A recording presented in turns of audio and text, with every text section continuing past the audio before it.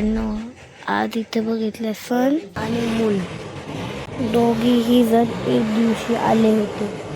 मी लवकर उठले म्हणून. सुप्रभात मित्रांनो, आजच्या व्लॉगची सुरुवात एका खास व्यक्तीने केली आहे आणि ती म्हणजे माझी मुलगी शिवांशी. सकाळी लवकर उठून आम्ही गॅलरीत आलो आणि समोरचं दृश्य पाहून मन अगदी प्रसन्न झालं. सकाळचं ते सुंदर वातावरण पाहून आम्ही ठरवलं, चला गावात थोडा फेरफटका मारून येऊया.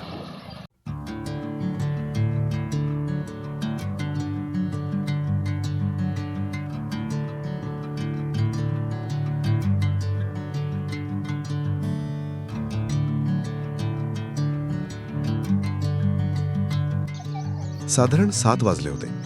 मे महिना असल्यामुळे ऊन चांगलंच पडलं होतं, पण तरीही हवेतला हलका गारवा सकाळ अजूनही सुखद बनवत होता.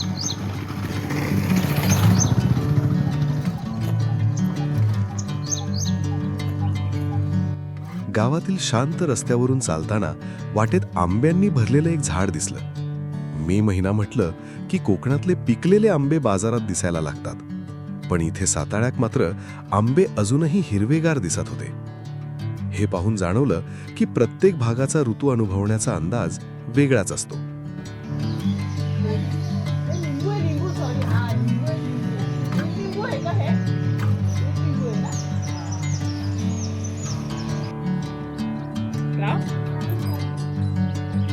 तिकडे बफेलोचं पिल्लू पण आहे. हात लावायचं.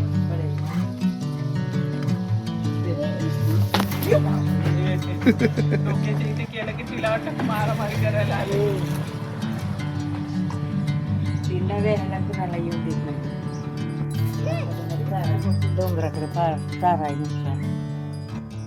थोडं पुढे गेल्यावर आम्ही शेताकडे आलो. तिथे एक काकू म्हशीचं दूध काढत होत्या. ग्रामीण जीवनातील हे साधे पण सुंदर क्षण शहरात राहणारे आपल्याला फारसे पाहायला मिळत नाही. आम्ही काही वेळ तिथेच थांबलो आणि तेवढ्यात तिथे असलेल्या छोट्याशा वासरानं शिवांशीचं पूर्ण लक्ष वेधून घेतलं. शिवांशी तर त्याला पाहताच खूप खुश झाली. क्षणातच ती त्याच्यासोबत खेळायला लागली. त्याला हात लावणं, त्याच्या मागे फिरणं आणि त्याच्याशी काहीतरी बोलणं. दोघांची इतकी छान मैत्री झाली की काही वेळातच ती त्या वासरासोबत अगदी रमून गेली.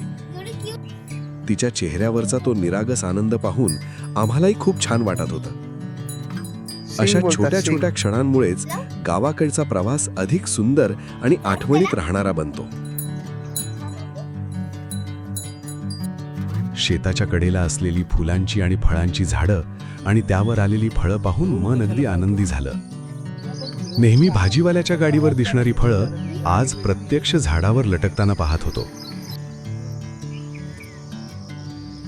आम्ही लहान असताना ठाण्यातही काही प्रमाणात अशी झाडं पाहायला मिळायची, पण आजच्या पिढीला हे सगळं कुठे अनुभवायला मिळतं. त्यासाठी गावाकडे यावंच लागतं. आम्ही पुढे शेत पाहायला गेलो. समोर हिरवागार बहरलेला ऊस पाहून हास्य जत्रेतील तो डायलॉग आठवला. ऊस अगदी टरारूला आलाय. काही ठिकाणी ज्वारीची शेतही दिसत होती.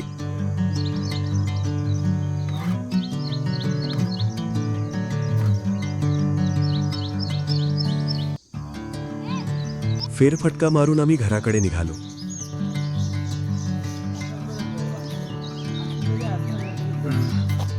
उन्हामुळे दुपारी आराम केला आणि संध्याकाळी आम्ही माझ्या दुसऱ्या काकांना भेटायला निघालो.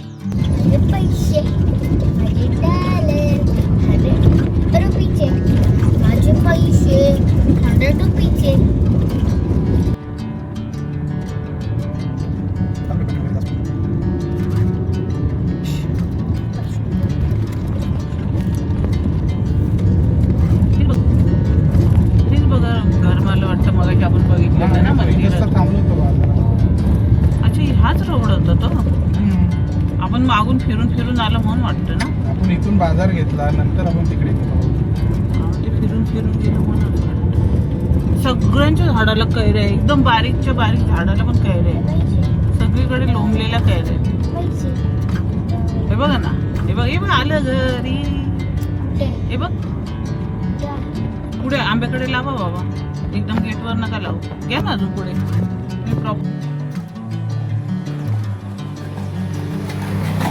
आतमध्ये lock आहे. आपण लॉक आहे. म्हणजे आता. हाक मार आजीला, आजोबाला. आजी आजोबा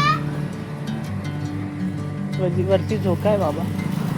तुला कुठून झोका दिसतं ग? आता आजची रात्र आम्ही इथेच काकांकडे मुक्काम करणार आहोत आणि उद्या सकाळी पुन्हा एक नवीन प्रवास सुरू होणार आहे.